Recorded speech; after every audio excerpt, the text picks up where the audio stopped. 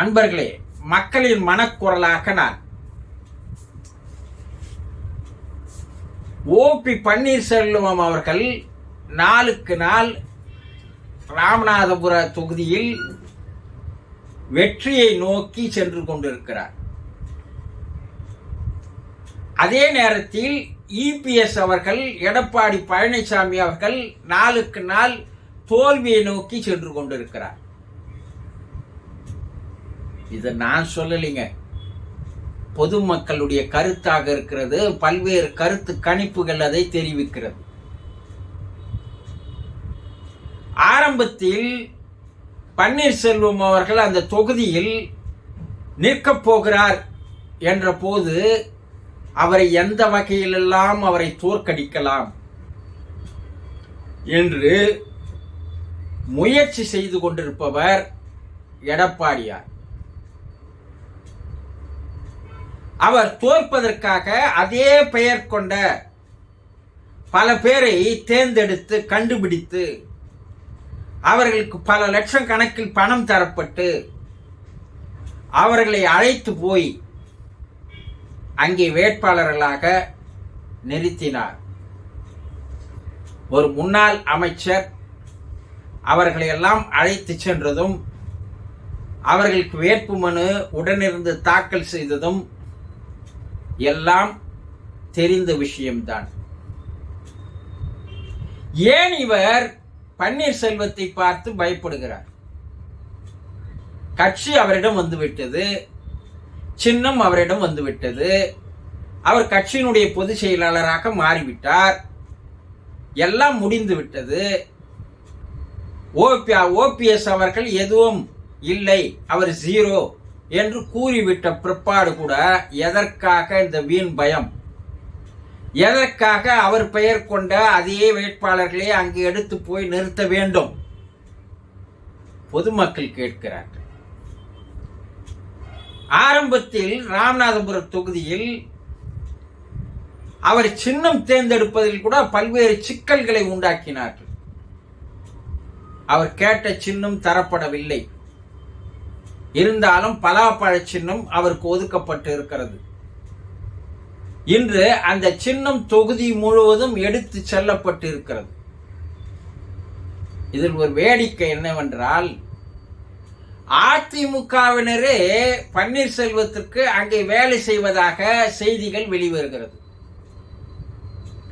எடப்பாடி மேல் அதிருப்தி ஏற்பட்டு அந்த தொகுதியில் சரியான வேட்பாளரை அவர் நிறுத்தவில்லை என்றும், அந்த தொகுதியில் மட்டுமல்ல, தமிழகத்தில் இருக்கின்ற எல்லா தொகுதியிலும் 33 தொகுதியில் தனித்து அதிமுக களம் காண்கிறது. அதில் 4 வேட்பாளர்களை தவிர 29 வேட்பாளர்கள் ஊர் பேர் தெரியாதவர்கள். கட்சி தொண்டர்களுக்கே அவர்கள் யார் என்று தெரியவில்லை.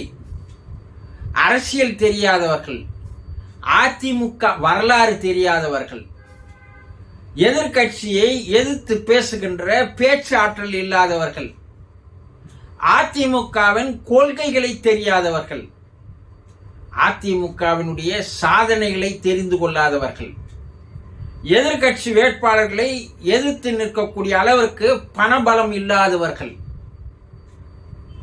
இப்படி ஒரு டம்மி வேட்பாளர்களை 29 வேட்பாளர்களை தமிழகத்தில் அதிமுக சார்பாக எடப்பாடியார் இறக்கி இருப்பதனுடைய மர்மம் என்ன? அதிமுக தொண்டர்களை கேட்கிறார். ஒவ்வொரு தொகுதியில் இருக்கின்ற அதிமுக தொண்டர்கள் என்ன கேட்கிறார்கள் என்ற, இவர் யார் என்று எங்களுக்கு தெரியவே இல்லை. நாங்கள் 72 இருந்து கட்சியில் இருக்கிறோம், ஆனால் இவர் யார் என்று எங்களுக்கு தெரியவே இல்லை. இதுவரை அவர் அதிமுகவுடைய எந்த போராட்டத்தில் கலந்து கொள்ளவில்லை, எந்த ஒரு கூட்டத்திற்கு வரவில்லை, மாவட்ட கூட்டத்திற்கு வரவில்லை, ஒன்றிய கூட்டத்திற்கு வரவில்லை. இதற்கு முன்பே தேர்தலில் அவர்கள் வந்து வேலை செய்யவில்லை. ஒட்டுமொத்தமாக அவர் யார் என்றே எங்களுக்கு தெரியாது. ஏன் அதிமுகவில் முன்னணி தலைவர்கள் யாரும் இல்லையா? ஏன் எல்லோரும் ஒதுங்கிவிட்டார்கள்? ஒவ்வொரு தொகுதியில் முன்னாள் அமைச்சர்கள் இருக்கிறார்கள், முன்னாள் மாவட்ட செயலாளர்கள் இருக்கிறார்கள், முன்னாள் மூத்த தலைவர்கள் இருக்கிறார்கள். இந்த 29 பேரில் ஒருவர் கூட ஏன் நிற்கவில்லை? 29 தொகுதிகளில் யாருமே இல்லையா? ஏன் எல்லோரும் ஒதுங்கி கொண்டார்கள், ஒதுக்கப்பட்டார்கள் என்று அதிமுக தொண்டர்களே கேள்விகளை கேட்கிறார்கள். திமுகவுக்கு, பிஜேபிக்கு சரியான வேட்பாளர்களை நிறுத்துவதில் எடப்பாடியார் தவறிவிட்டார். வேண்டுமென்றே இந்த செயலை அவர் செய்திருக்கிறார். இது பிஜேபிக்கு ஆதரவாக உள்ளடி வேலையாக நடக்கிறாரா? இந்த முறை அதிமுகவுடைய வாக்கு சதவிகிதம் குறைய போவது என்பது நிச்சயம் என்று அதிமுக தொண்டர்களே கொதித்து கொண்டிருக்கிறார்கள். அதனால் புதிய வேட்பாளர்களுக்கு அவர்கள் ஒத்துழைப்பு தருவதில்லை. அவர்கள் வேலையை பார்க்க போய்விட்டார்கள். அப்படி அந்த தொகுதியில் இருக்கின்ற அதிமுக தொண்டர்கள் அதையே நினைத்து கொண்டு ஓபிஎஸ்க்கு வேலை செய்கிறார்கள். இத ஓபிஎஸ்க்கு ஒரு பெரிய பிளஸ் பாயிண்டாக மாறி இருக்கிறது.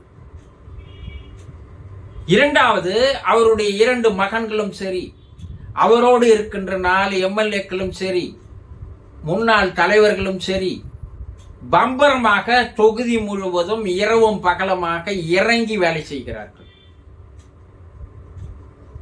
போன தேர்தலில் 40 தொகுதியில் ஒரே தொகுதி வெற்றி பெற்றது தேனி. ரவீந்திரநாத் வெற்றி பெற்றார். எப்படி வெற்றி பெற்றார்? மாபெரும் பணபலத்தோடு அவர் வெற்றி பெற்றார். அந்த பணபலம் இப்போது ஓபிஎஸ்ஸிடமும் இருக்கிறது. இது ஒரு சவாலான தேர்தல் அவருக்கு. இது 300 பெட்டியை இல்லை 500 பெட்டியை இறக்கியாவது நான் வெற்றி பெற்றே காண்பேன் என்று இரவும் பகலும் உழைத்து கொண்டிருக்கிறார்கள்.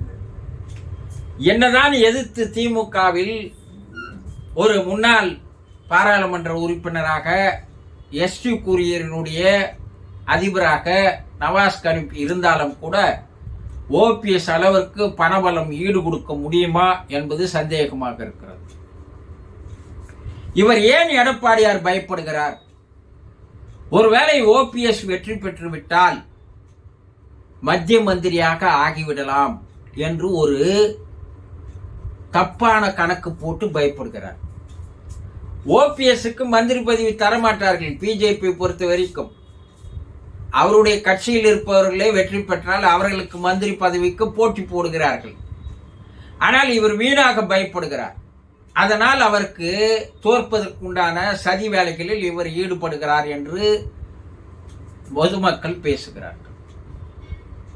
ஆக இன்றைய கள நிலவரப்படி பார்த்தோமேயானால் ஓபிஎஸ் தன்னுடைய வேகத்தில் வெற்றி வாய்ப்பை நோக்கி முன்னேறி கொண்டிருக்கிறார். நாளுக்கு நாள் முன்னேறி கொண்டிருக்கிறார். சரியான சவாலாக அந்த தொகுதியில் போட்டி நிலவுகிறது திமுகவுக்கும் ஓபிஎஸ்க்கும்.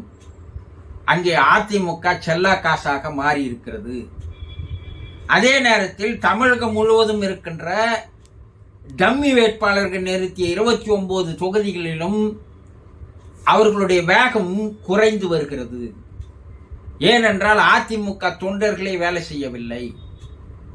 அவரோடு இருக்கின்ற கூட்டணி கட்சி என்று சொல்லக்கூடிய தேமுதிக தொண்டர்கள் அதிமுக தொண்டர்களுக்கு ஒத்துழைக்கவில்லை. அவர்கள் ஒதுங்கி விடுகிறார்கள். இது தேய்பிரியாக இருக்கிறது.